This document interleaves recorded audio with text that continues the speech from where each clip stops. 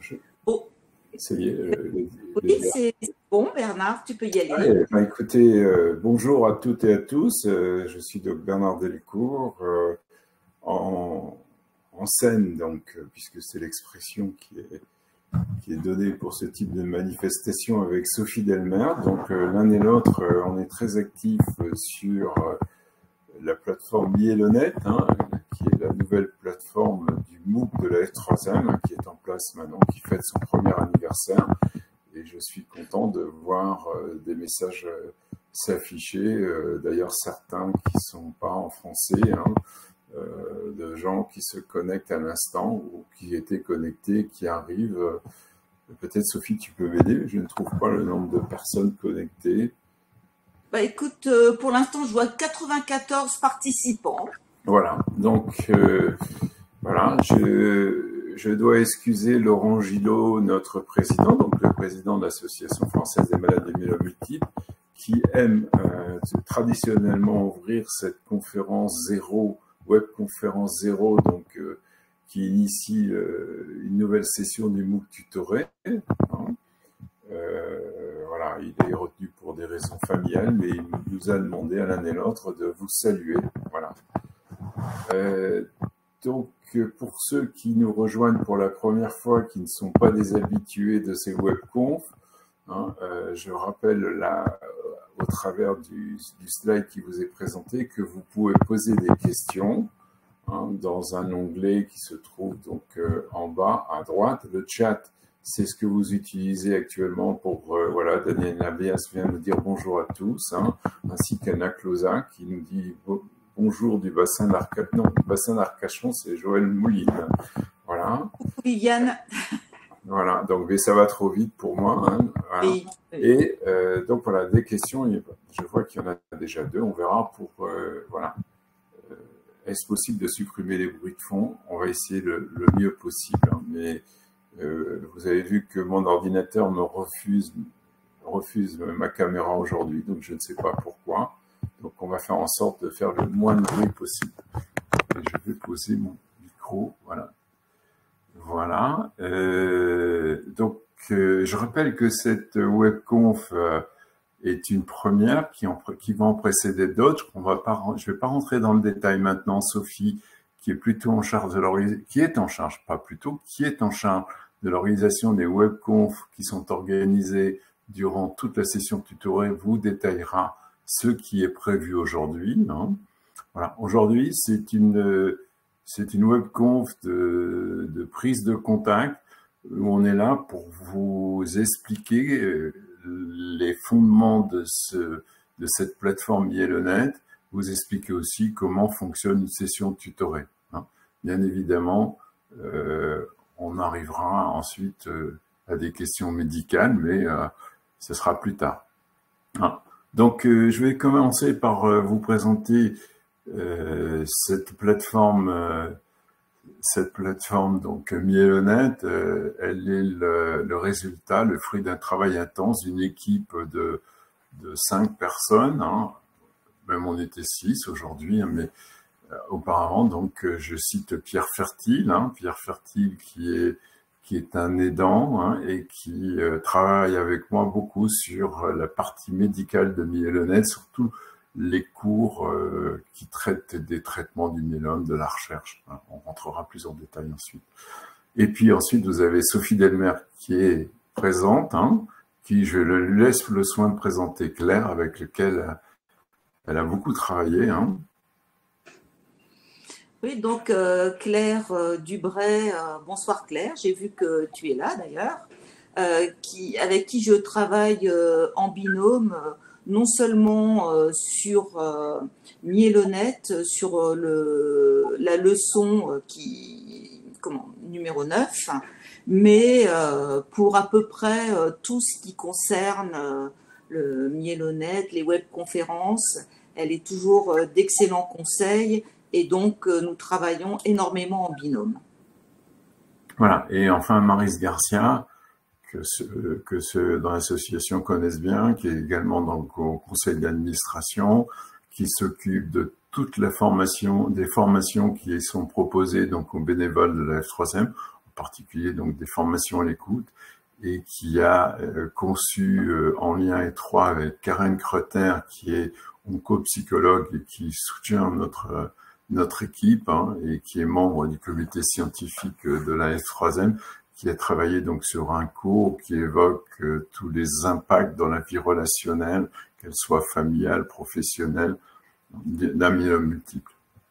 Voilà, donc on peut continuer, Audrey. Alors, une session tutorée, vous savez que la plateforme Myélonet, elle est ouverte toute l'année maintenant. Hein. Vous pouvez y accéder au contenu toute l'année, mais il y a 2 périodes plus importantes de mon point de vue. Ce sont les sessions tutorées qu'on organise donc à l'issue de la GNM. Après la GNM, c'est celle qu'on ouvre aujourd'hui, et puis en général sur la période de mai-juin. Ces sessions tutorées, ça veut dire que si vous décidez de suivre le MOOC, de suivre toute ou partie des contenus qui vous sont proposés, vous avez la possibilité de poser des questions, de publier des témoignages, de publier des réactions tout simplement. Et ces réactions, ces commentaires sont suivis par un groupe de tuteurs qui eux-mêmes ont suivi le MOOC, une ou plusieurs sessions de MOOC, et qui vont réagir à ces contributions, qui vont vous encourager à poursuivre le parcours, parce que parfois on peut être démoralisé en découvrant certains aspects de la maladie, mais on est tous passés par là. Et donc le fait d'être encouragé par un tuteur, ça me paraît, ou une tutrice, ça me paraît très important. Et puis je rappelle aussi que lorsque vous suivez le MOOC, vous avez la possibilité de participer à des webconférences, mais j'en dis pas plus pour le moment, puisqu'on va aborder ce sujet-là, et je laisserai le soin à Sophie, qui est présente, d'en parler. Alors, Myélonet, ça répond à des objectifs qui avaient été, je dirais, d'abord, donc c'est une nouvelle plateforme, hein, c'est pas tout à fait un site internet, c'est un peu différent, qui a été développé par deux startups, on peut dire, qui sont Enclume et la patte graphique. Hein. Voilà. C'est un projet qui a été engagé en partenariat avec l'IFM et Karen Kreter, qui est oncopsychologue. Vous imaginez bien que tous les contenus de la partie médicale, ce n'est pas moi, Bernard Delcourt, qui est malade du myélome, ou Sophie Delmer, qui est aussi malade d'un myélome, qui est en capacité d'enregistrer des vidéos pour vous présenter les traitements. Tout ça, c'est issu du partenariat étroit qui nous lie avec l'interro francophone du myélome. Voilà, et c'est aussi aujourd'hui une plateforme qui s'adresse aux malades et aux aidants. Ça, c'est vraiment le volet aidant, c'est un volet qu'on essaie de développer de plus en plus à la demande de notre président Laurent Gillot, qui a souhaité, lorsqu'il a pris la présidence de l'association maintenant depuis un peu plus de 2 ans, donc donner une place plus importante aux aidants. Et c'est vrai qu'on s'appelle Association française des malades du myélome multiple, on devrait s'appeler Association française des malades et des aidants du myélome multiple. Voilà, je continue. Donc je l'ai déjà dit, hein, c'est des contenus qui sont disponibles toute l'année, que vous pouvez décider de découvrir à votre rythme, hein, de publier des commentaires, des témoignages. Hein. Voilà, c'est l'objectif de tout ça, c'est que vous puissiez trouver des réponses à vos questions, de vivre un parcours qui est pédagogique et adapté à votre situation. Voilà, et enfin, l'idée qu'il y avait derrière ça, lorsqu'on a travaillé au niveau, c'est d'être pragmatique, hein, voilà, hein, et de toujours porter un message rempli de bienveillance et d'espoir. Parce que moi, je peux vous dire qu'il y a 15 ans, ce type d'outil, lorsque j'ai été diagnostiqué de mon myélome, n'existait pas. Il n'y avait pas de site à l'époque Internet à F3M. Et lorsque vous baladiez sur la toile pour trouver des informations sur le myélome, ben, ça vous donnait pas vraiment le moral, parce que voilà. Hein. Voilà, donc on peut continuer. Hein. Alors, on a essayé, on a fait en sorte que l'accès à cette plateforme soit le plus simple possible, hein, mais ça nécessite, on souhaite que vous vous inscriviez. Voilà, c'est un choix qui a été fait, hein. Ça veut dire que vous acceptez d'être en lien avec ce groupe de malades et d'aidants qui, voilà, qui décident de s'unir, hein, pour accéder à cette plateforme. Donc, il vous faut un identifiant, déclarer un certain nombre de choses, mais je vous rassure, on vous pose pas 10 questions, date de naissance, numéro de carte bancaire ou autre. Voilà, et c'est tout à fait confidentiel. Voilà. Donc, pour vous donner les webcoms, je vais laisser Sophie en parler, hein. C'était les webcoms de la dernière session. Oui, Bernard. Donc, j'ai tenu à ce qu'on affiche le nombre de participants et les vues en replay de des dernières webconférences de la session précédente du MOOC, parce que elles ont de plus en plus de succès. Il y a énormément de participants. Alors forcément, il y a des thèmes qui attirent un petit peu plus de monde. Par exemple, nous savons très bien que les traitements, c'est une webconférence qui intéresse beaucoup de monde. Il y avait presque 400 participants, 1400 vues en replay, c'est absolument incroyable. Voilà, donc on a même été obligé, dans un premier temps, d'allonger un peu le format de la webconférence à 1h30, parce que vos questions sont nombreuses, les sujets sont nombreux, et donc en 1h30, on avait quand même le temps, nos médecins, ceux qui nous accompagnent, avaient le temps de vous expliquer quand même pas mal de choses sur les nouveaux traitements. Voilà, donc vous voyez, 800 vues en replay, 915 vues. On est vraiment très très satisfait de l'engouement donc des personnes qui se connectent pour regarder tranquillement chez eux, pas toujours en direct, mais donc ce n'est pas grave. Voilà, Bernard, je te redonne la main pour continuer. Okay. Voilà. Donc, est-ce que vous avez des questions? Alors, j'en vois une, si vous voulez, Geneviève, qui nous dit combien, d'abord une question qui est d'ordre médical, combien d'années peut-on espérer vivre avant une rechute du myélome?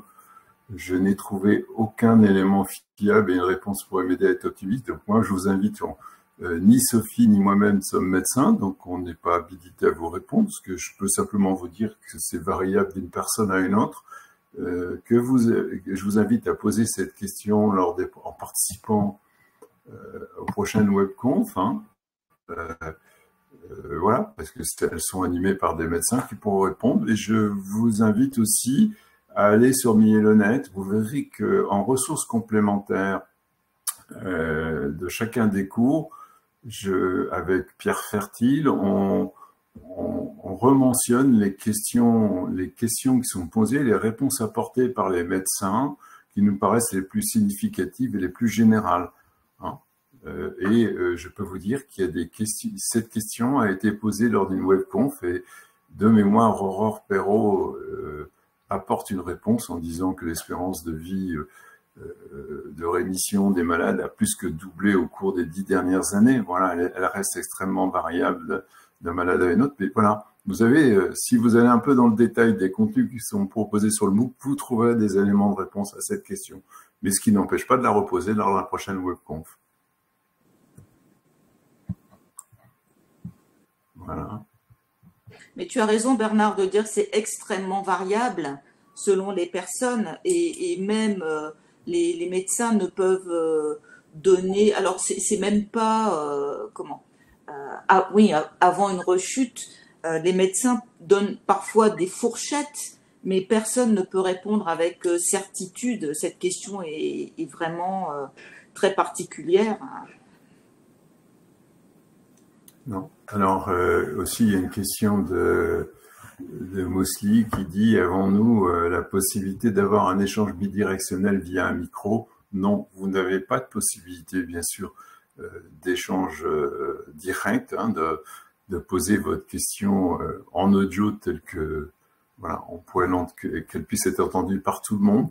Par contre, je signale quand même que c'est quelque chose d'intéressant. Si vous avez la possibilité d'échanger personnellement avec un tuteur parce que vous sentez qu'il y a une accroche, voilà. Et ça, ces échanges sont possibles.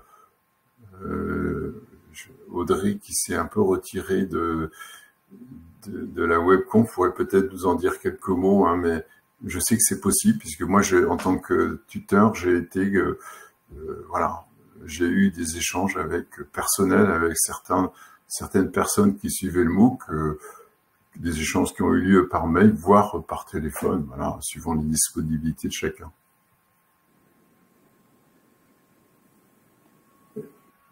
Alors, je regarde s'il y a d'autres questions. Non, Bernard. Les médecins ne répondent pas clairement à cette question. Mais oui, ils ne peuvent pas répondre.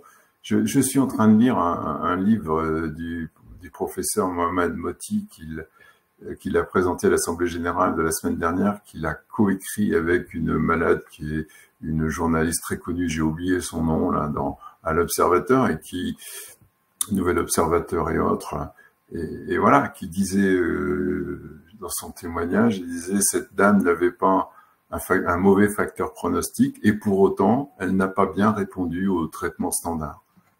Et très étonnant.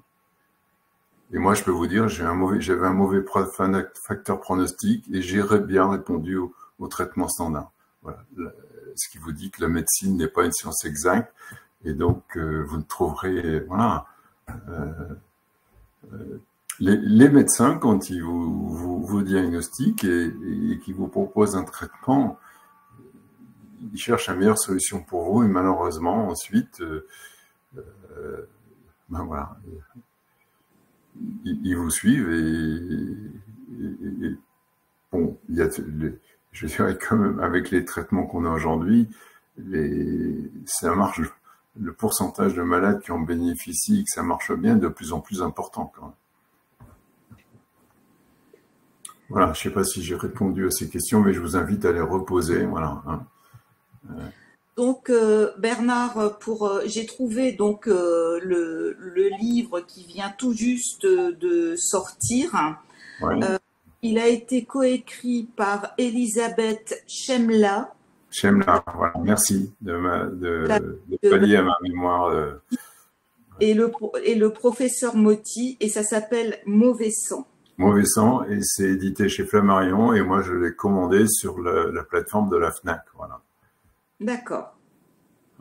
En tout cas, leur présentation lors de l'Assemblée générale, c'était vraiment très gai parce que on a senti une certaine complicité entre et beaucoup de bonne humeur autour de ce livre. Ils nous ont bien expliqué comment ils ont procédé, donc la découverte, et c'était vraiment très très bien. Et puis il y a des encarts sur le myélome, enfin voilà, qui sont, Moti est quelqu'un de très communicant, voilà, c'est un beau témoignage. Enfin, voilà. Tant d'une malade que d'un médecin. J'en dis pas plus parce qu'en lisant le livre, vous comprendrez pourquoi le professeur Moti est très sensible à accompagner les malades du myélome. Voilà. Et ben on peut continuer. Je regarde s'il y a d'autres questions. Encore une question. Donc Geneviève nous dit qu'elle a un mauvais pronostic et de graves complications lors de l'autogreffe, mais malgré tout, 4 ans après, elle n'a toujours pas de récidive. Donc ce qui est, il y a de quoi quand même se réjouir. Geneviève, c'est vraiment 4 ans, c'est vraiment très très bien. Et c'est pas fini. Voilà, faut savoir que moi j'aime beaucoup l'expression du professeur Facon de Lille qui dit moi mon meilleur souhait quand j'ai un malade devant moi c'est qu'il décède. Bon après on arrive dans la catégorie des gens plus ou moins âgés, d'autre chose que de son myélome. Du coup, je me permets d'intervenir. Bonsoir à tous. Il y a une question qui me paraissait importante de la part de Chantal. Il demandait s'il y a aussi des tuteurs pour les aidants sur le MOOC. Donc, je vous laisse peut-être répondre, Sophie et Bernard. Oui, oui, bien sûr. Donc, les tuteurs, ce ne sont pas que des malades, ce sont des aidants. Hein. Pierre Fertile, on a dit dans notre comité de pilotage, est un aidant. Maryse Garcia également. Hein. Pierre, c'est son épouse qui est atteinte d'amyélome multiple. Maryse Garcia, c'est sa maman qui est aujourd'hui très âgée, hein, qui est atteinte d'amyélome multiple. Hein. Et à partir des photos qui vous sont présentées, les tuteurs tutrices, je serais incapable de mémoire de vous dire ceux qui sont malades ou qui sont aidants, mais je vous invite à aller dans le cours qui présente Miel-Honnête, où chaque tuteur a une courte présentation. Vous saurez, vous connaîtrez son âge, son lieu de résidence et le fait qu'il est malade ou pas. Voilà, il se présente en quelques lignes. Ok, est-ce que j'ai... Voilà, donc on posait également la question, la différence entre le chat et l'onglet questions. Eh bien, l'onglet questions, c'est vraiment uniquement pour poser vos questions auxquelles nous essaierons bien entendu de répondre dans la mesure du possible. Et le chat, eh bien, c'est pour papoter entre vous, tous les présents. Vous pouvez donc vous interpeller, mais ne posez pas vos questions dans l'onglet chat parce que moi, je suis principalement en train de regarder vos questions de l'autre côté. Et donc, voilà, si vous respectez ça, ça va aller tout seul. Voilà. Alors, les contenus disponibles, donc ça c'est, on peut passer à la diapo suivante. Donc, oui, la présentation du nouveau diapositive, on va peut-être revenir sur les deux précédentes, on va aller pas trop vite. Hein. Donc, voilà, j'évoquais tout à l'heure, si vous voulez savoir plus particulièrement qui sont les tuteurs qui sont sur cette session tutorée et découvrir quelques mots de présentation, s'il faut aller sur ce cours présentation du nouveau dispositif. Ce qu'on vous présente au cours de durant cette webconférence, c'est un peu le contenu de ce cours. Quoi. Voilà. Donc vous aurez ça là-dessus. Donc après, on peut passer à la diapo suivante. Oui, alors ça c'est aussi quelque chose qui est important,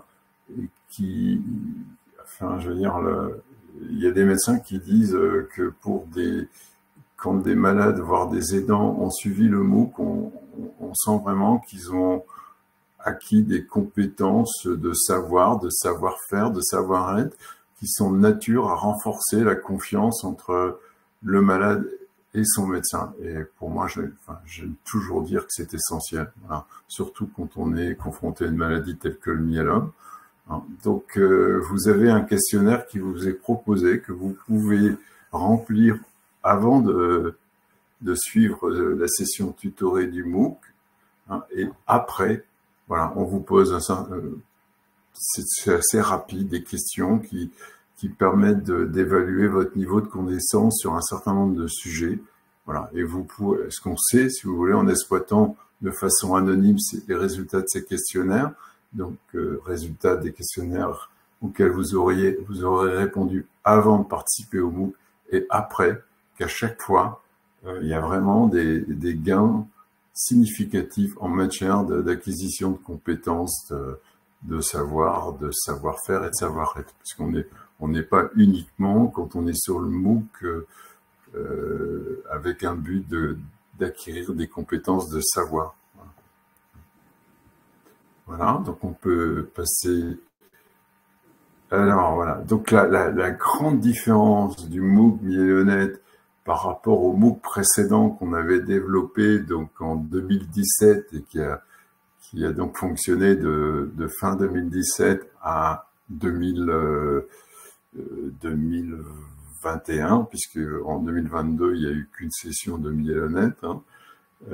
Donc c'est qu'avant on proposait un parcours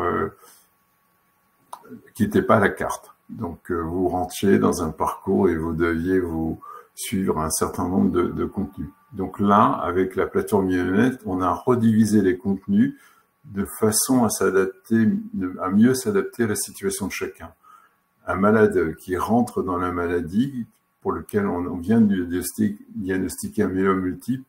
Bon, certes, le myélome multiple, il y a une probabilité de rechute, il sera toujours temps d'aborder le problème de la rechute dans un deuxième temps. Ce qui est intéressant quand on entre dans la maladie, c'est de comprendre ce que c'est qu'un myélome multiple. Je peux vous dire que moi, ça m'a pris un certain temps pour comprendre ce que c'est que cette maladie et d'appréhender quels sont les traitements qui sont proposés à un malade qui entre dans la maladie. Alors, vous savez qu'il y a deux grandes catégories. Il y a les malades dits jeunes qui sont éligibles à une autogreffe et les malades, je dirais, moins jeunes. Alors, ne me demandez pas la limite d'âge parce qu'elle peut être variable en fonction de votre état de santé, qui ne sont plus éligibles à une autogreffe et qui sont, je vous rassure, qui sont quand même soignés et pris en charge, voilà, avec aujourd'hui d'excellents résultats. Donc, vous avez ici sur ce slide-là, donc un premier cours où, vous savez, avant de rentrer dans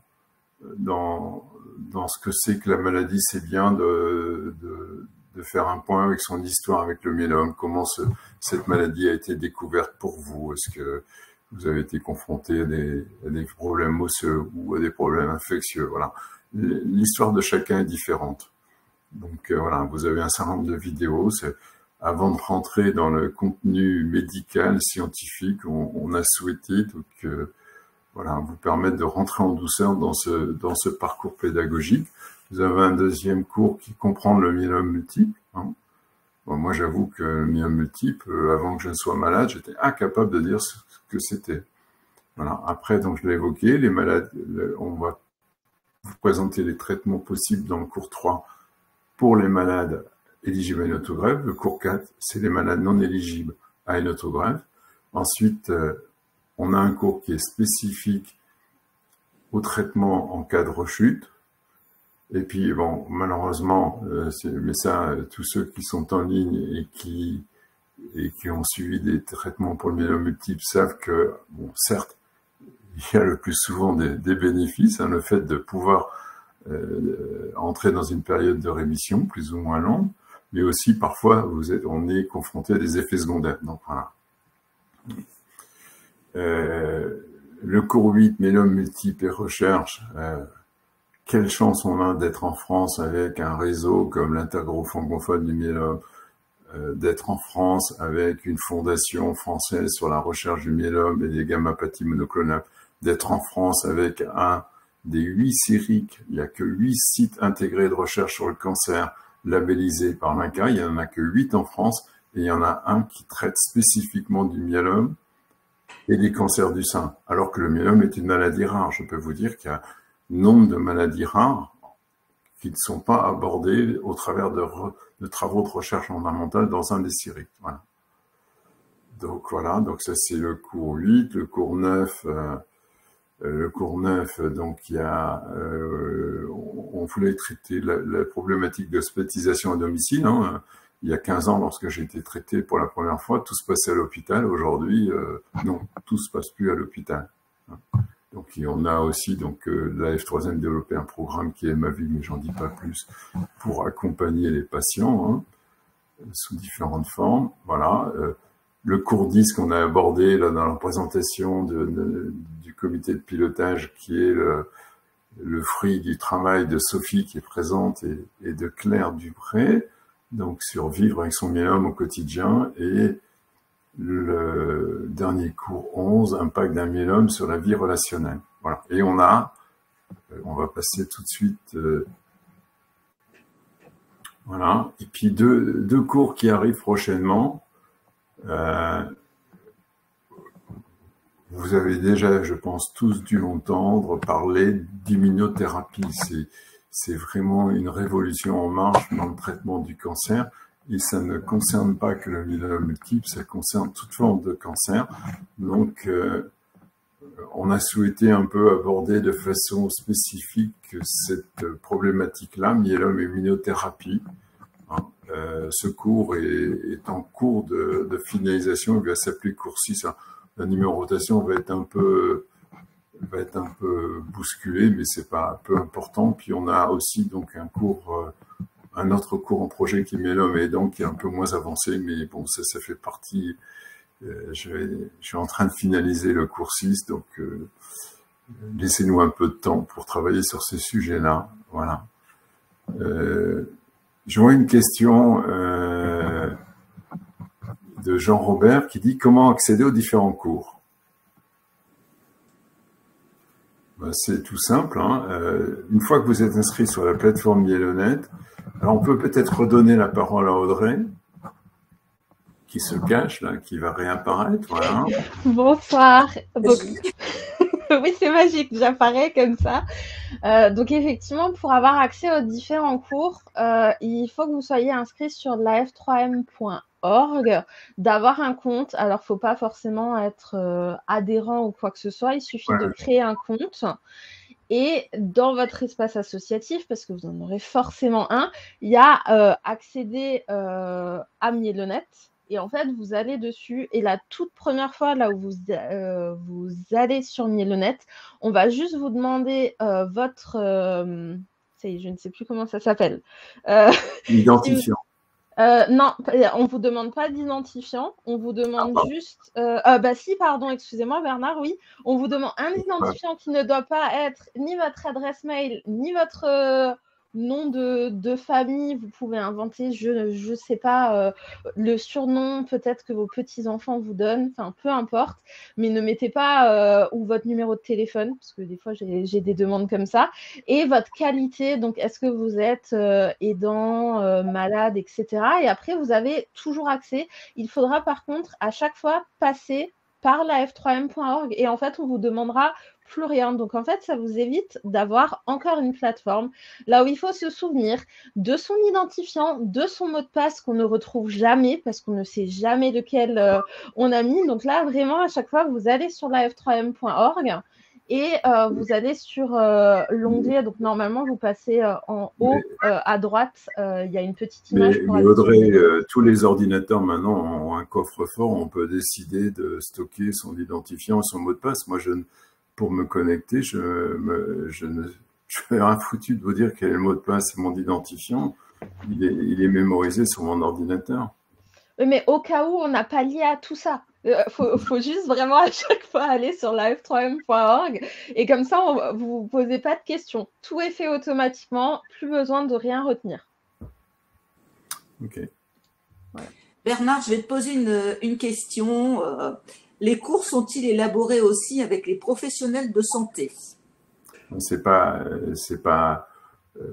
aussi. Les cours sont élaborés par des professionnels de santé, sont élaborés grâce à un engagement plus qu'important des hématologues de l'interro francophone du myélome, que quand on a décidé de créer un nouveau cours sur immunothérapie et myélome, c'est un sujet qui a été abordé en comité scientifique de la F3M. Le comité scientifique de la F3M regroupe donc des représentants de l'IFM, hématologues, mais aussi un rhumatologue, un spécialiste du rein, un spécialiste de la douleur, Karen Kreter comme mon coach psychologue. Et je dirais, lorsqu'on travaille sur le déroulé d'un cours, on leur soumet pour avis. Voilà. Donc c'est vraiment, ça se veut, si vous voulez, YellowNet se veut être la base de connaissances sur le myélome multiple pour lequel vous pouvez y aller les yeux fermés. Enfin, il n'y a pas de fausse news, c'est validé par l'IFM. Et ça, sans une large contribution de...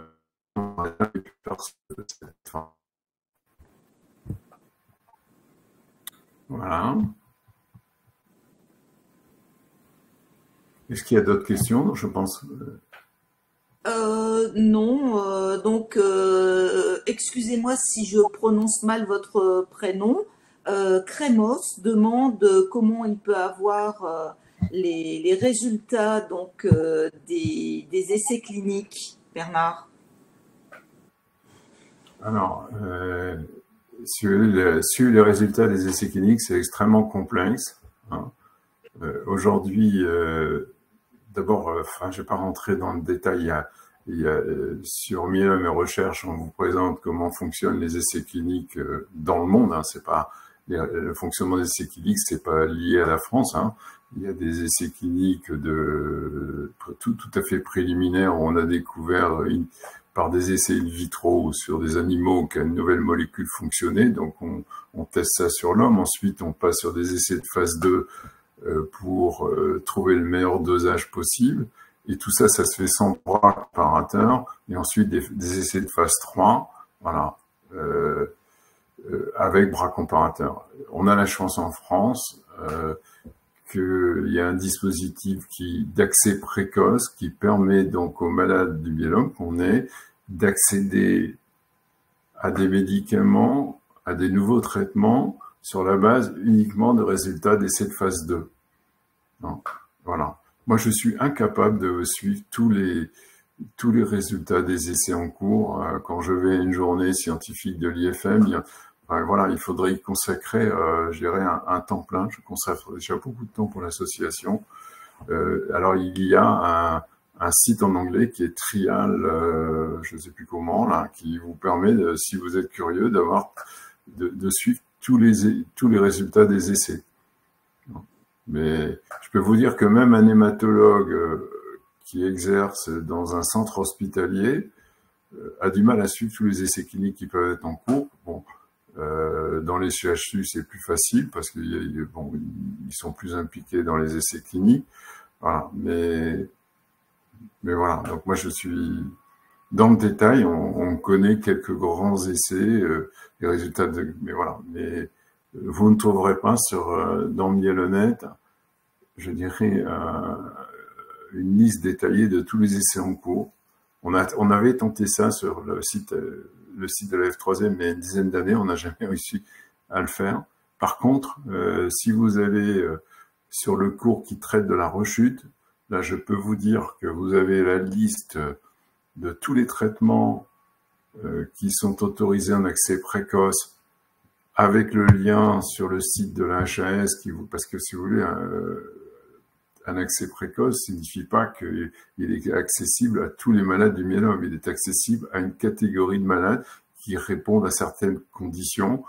Par exemple, avoir eu déjà plusieurs lignes de traitement qui n'ont pas fonctionné, là, et il faut encore que la maladie continue à progresser durant ce plateau. Enfin bref, il y a un certain nombre de conditions. Voilà. Et toutes ces informations-là, vous les avez. Et après, moi, ce que je peux que vous encourager, si votre médecin évoque pour vous la possibilité de participer à un essai clinique, faites-le, parce que et ça, vous avez l'information sur Myélonet, lorsque vous participez à un essai clinique, vous avez un suivi qui est beaucoup plus fin que pour un simple traitement, et puis vous permettrez, voilà, ceux qui ont participé aux essais cliniques du Velcade, qui est aujourd'hui un traitement générique, quand j'ai été traité, donc quand j'ai eu accédé au Velcade qu'en deuxième ligne de traitement, je remercie toujours les gens qui ont participé aux essais cliniques du Velcade parce qu'ils m'ont permis d'être tiré d'affaire grâce à ce médicament. Merci pour cette réponse très complète, Bernard. Oui, peut-être trop d'ailleurs, mais bon. Non, non. Voilà. Alors, je regarde les questions.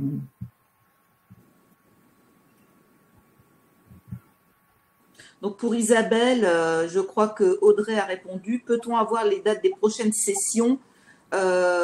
Isabelle, je ne sais pas si ce sont les sessions du MOOC qui vous intéressent ou les autres webconférences. Donc, si vous parlez des webconférences, eh bien, voilà, on va faire le point ensemble sur ce sujet.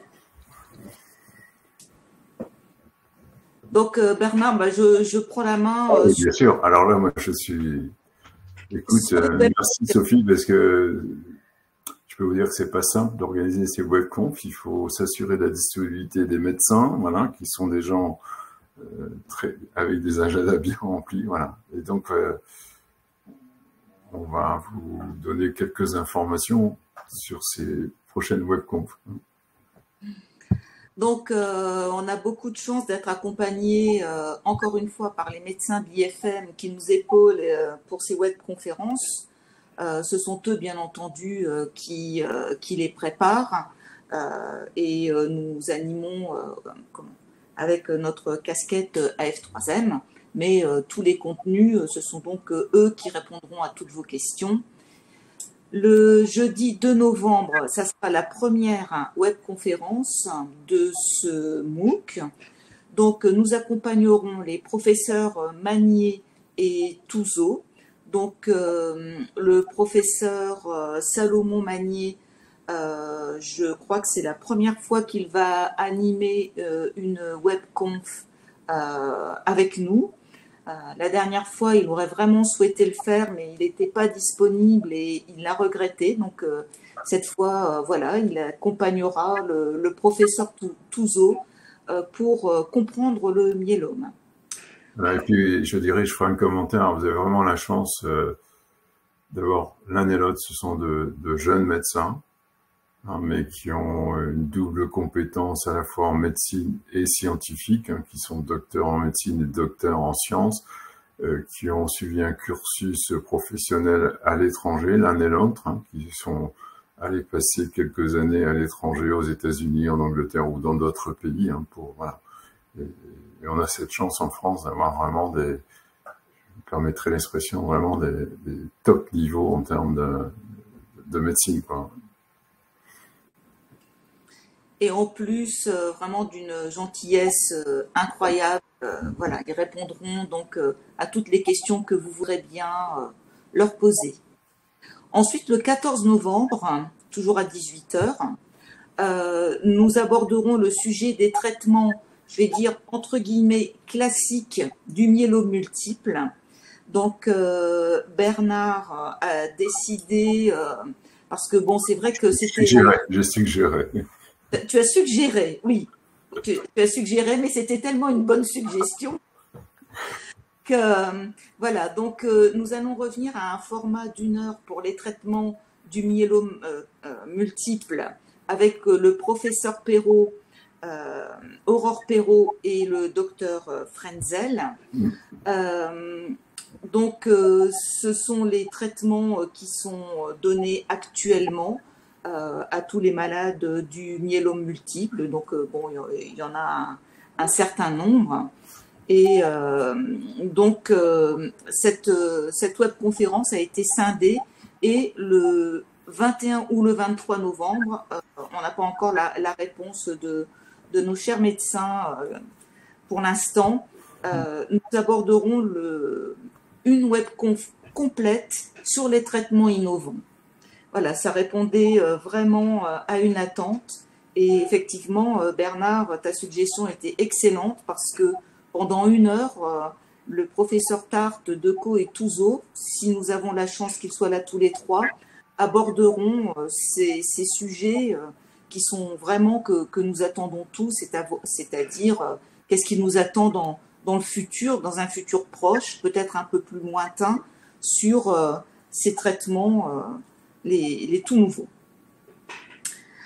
Le 30 novembre, nous aurons la webconférence sur bien vivre au quotidien avec son myélome. Donc, elle sera animée par le docteur Macro et le docteur Zontag, qui sont toutes les deux très au fait et qui encouragent beaucoup les malades à faire de l'activité physique adaptée. Et nous repréciserons avec elle les sujets sur lesquels nous allons un peu plus nous attarder, qui, de façon tout à fait probable, sera peut-être le même thème que pour la journée nationale du myélome, c'est-à-dire douleur, fatigue et anxiété. En tout cas, douleur et fatigue, ça c'est certain, puisque c'est une très très grande préoccupation de nombreux malades. Donc nous essaierons de répondre à vos questions, en tout cas avec le docteur Macro et le docteur Zontag. Le 14 décembre, donc nous aurons la webconférence, la grande chance d'être avec Karen Crotter, donc l'oncopsychologue qui travaille avec nous maintenant depuis longtemps. Et c'est le sujet générique, c'est l'impact d'un myélome multiple sur la vie relationnelle. Et en particulier, pour cette fois, nous traiterons de l'alliance malade et proche. Comment fait-on pour tenir dans la durée? Donc, nous aurons cette fois encore une petite nouveauté, comme lors du précédent MOOC. Nous essaierons d'avoir 2 personnes qui viendront témoigner. Donc, il y aura un proche, donc un aidant ou une aidante, mais aussi une proche. Et la différence que nous pouvons faire entre proche et aidant, j'ai pu m'entretenir avec une jeune femme lors de la journée nationale du myélome. Cette jeune femme a énormément de complicité avec son père, avec ses parents, c'est son papa qui est malade. Mais elle dit souvent que si on commence à entendre parler des aidants, on ne parle jamais des proches, parce qu'en fait, ce ne sont pas des personnes vraiment visibles. Elle est un peu loin et pourtant, elle souffre énormément. Et elle m'a suggéré de lui donner la parole pour qu'elle puisse s'exprimer. Qu'est-ce qui se passe donc dans la tête, dans le cœur de ces personnes qui ne sont pas aidantes, mais proches d'une personne qui est malade. Donc, Karen répondra à toutes vos questions et surtout, elle démystifiera vraiment comment on fait pour tenir dans la durée avec une maladie qui, somme toute, s'étale maintenant sur des années et des années. Comment on fait pour ne pas craquer? Voilà pour les prochaines webconférences. Donc, vous avez pu assister aussi à notre dernier atelier. C'était un atelier sur la respiration que nous avons donc réalisé au mois d'octobre. Et nous travaillons actuellement avec Claire Dubray pour vous proposer peut-être 2 autres ateliers sur l'année 2024. Ce sont des rendez-vous que nous vous proposons qui ne sont pas forcément directement liés à notre maladie, mais plutôt quelque chose qui est un petit peu sur le côté comme ça, pour vous changer les idées, pour vous informer aussi sur d'autres façons de se faire du bien, comme nous avons pu évoquer les huiles essentielles, par exemple. Nous avons parlé de l'alimentation. Vous voyez, ce n'est pas directement lié au myélome. Ça fait partie de notre parcours de soins aussi, de prendre soin de soi par d'autres biais que notre traitement et que les médicaments. Donc avec Claire, nous planchons pour vous proposer à nouveau des rendez-vous qui, j'espère, vous satisferont. Je n'ai pas de nouvelles questions, Bernard, pour l'instant. Je te redonne la parole. Oui, moi j'ai quand même noté une question, c'est sur les problèmes de diagnostic, de prévention. Il n'y a pas de prévention dans le myélome multiple. La seule chose les causes d'un myélome multiple sont multifacteurs. C'est des multifacteurs. La seule chose que je peux vous dire, c'est qu'aujourd'hui, des agriculteurs exposés à des pesticides qui ont eu un myélome multiple ont pu faire reconnaître leur maladie comme maladie professionnelle. Mais pour autant, des grands spécialistes du médoc, que son professeur Ave Loiseau, disent qu'il est encore prématuré de tirer des conclusions sur les causes possibles d'un myélome multiple, étant entendu aussi que, ça reste une maladie qui est positionnée comme une maladie rare en France, puisqu'il n'y a que, c'est beaucoup trop, mais un peu plus de 5000 nouveaux cas de myélome multiple chaque année. Après, sur les errements diagnostiques, moi je peux simplement vous dire que l'AS3M lance tous les 2 ans une enquête pour évaluer le vécu et l'expérience des malades du myélome multiple et de leurs proches depuis 2 ans, et que les résultats de cette enquête qui a été réalisée cette année sur la période de juillet, qui n'était pas forcément une période idéale, mais on a quand même eu 500 malades qui ont répondu, près de 500 malades qui ont répondu à cette enquête. Et une des points qui nous a étonnés, c'est que entre l'apparition des premiers symptômes et le diagnostic posé de myélome, en moyenne, le délai est inférieur à 6 mois. Ce qui est plutôt une bonne tendance. Vous me direz que 6 mois, c'est toujours trop, mais c'est jamais simple parce que le myélome multiple est quand même est diagnostiqué en moyenne autour de 70 ans. Je dis bien en moyenne, ça signifie qu'il y a des gens pour qui c'est diagnostiqué beaucoup plus tard et beaucoup plus tôt pour d'autres, que arriver dans les âges de 70 ans et autres, avoir mal au dos, avoir des... Voilà, ça peut être fréquent et donc voilà, on peut parfois... voilà, donc il y a des examens qui permettent de poser assez facilement le diagnostic. Faut-il encore que les médecins aient des réflexes, mais il semblerait quand même que la situation actuelle est meilleure que celle qu'on pouvait observer il y a quelques années. Et pourtant, je ne vous cache pas que il y a des déserts médicaux en France, que d'accéder à un médecin généraliste, c'est pas forcément facile partout. Voilà. Bernard, j'avais posé cette question lors d'une précédente webconférence au professeur Decaux et je lui avais demandé, et si on faisait une électrophorèse des protéines à certains patients à partir d'un certain âge, est-ce que on ne pourrait pas comme ça découvrir certains myélomes?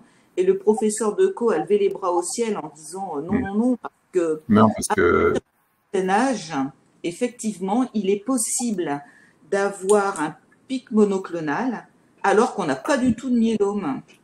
Tu n'as pas un myélome actif, il y a déjà, si tu veux, je ne vais pas donner de chiffre, mais 5% de la population âgée qui a un MGUS, c'est-à-dire qui a les prémices d'un myélome, mais le myélome n'est pas démarré. Et ensuite, tu as dans la population âgée un certain nombre de gens qui vivent avec un pic monoclonal très faible, qui ne nécessite pas d'un traitement, puisqu'il n'est pas évolutif. Voilà. Et donc, voilà. Donc je continue, quelques questions. Est-ce que Vic, ça fonctionne encore? Alors, Vic fonctionne, mais sans être mis à jour. Janssen, donc ne finance plus rien sur ce projet qu'il a lancé. Donc, je rappelle pour ceux qui Vic, si vous voulez, je cherche le nom, Audrey va m'aider, ça s'appelle comment? C'est ce qui m'énerve, si vous voulez, quand vous arrivez maintenant, vous cherchez à rentrer en contact, vous posez votre question à l'oral, et puis c'est un robot qui vous répond. Donc j'avoue que moi personnellement... Non, c'est chatbot, un truc comme ça, non? Ah oui, un chatbot, oui. Oui, voilà, un chatbot, voilà.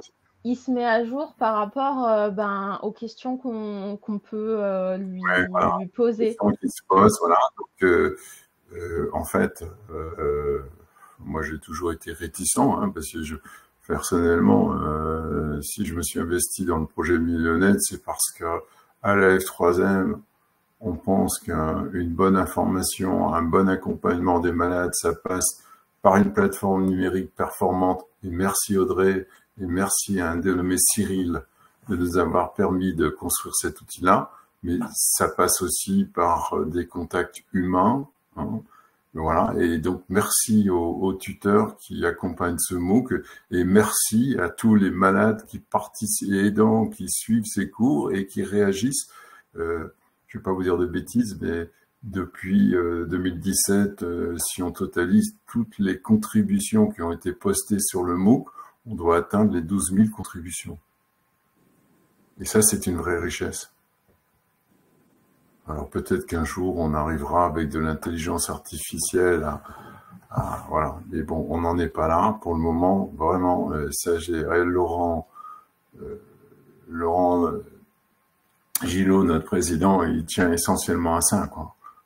C'est l'équilibre entre le numérique et l'humain. Et pour moi, le VIC, il n'y avait pas d'équilibre, ce n'était que de numérique. Et ça, moi, C'est ce qui fait aussi notre richesse, c'est ce côté humain, forcément, avec nos échanges. Et je vais réagir auprès de Janssen. J'ai appris ça par Anne lors de l'Assemblée générale de notre association. je trouve que c'est grave que Janssen maintient ouvert ce site alors qu'il n'est plus mis à jour. D'ailleurs, dans les hôpitaux, il y a encore des grandes affiches qui encouragent les patients à aller sur Vic. Oui, mais je vais faire un mail à Janssen. Bernard, sait-on combien il y a de malades du myélome en France actuellement? Oui, on a une idée, hein, parce que on est de plus en plus nombreux. Non pas parce que peut-être le nombre de nouveaux cas augmente légèrement, mais n'explose pas. Sauf que, ben voilà, on a cette chance-là. Moi, avec ma T414, lorsque j'ai été diagnostiqué, je ne devrais plus vous parler aujourd'hui, 15 ans après. Donc, du fait que gérer la survie des malades augmente de façon très significative, hein, on est autour de 30 000. Les chiffres clés du myélome, c'est 5 000, enfin, je voyais le Moti dans son bouquin dit 5 500 nouveaux cas par an. Moi, je dis 5 000, bon, on va pas. C'est l'ordre de grandeur qui compte, et il y en a à peu près autant de malades simultanément qui sont en traitement pour une rechute, voire un peu plus.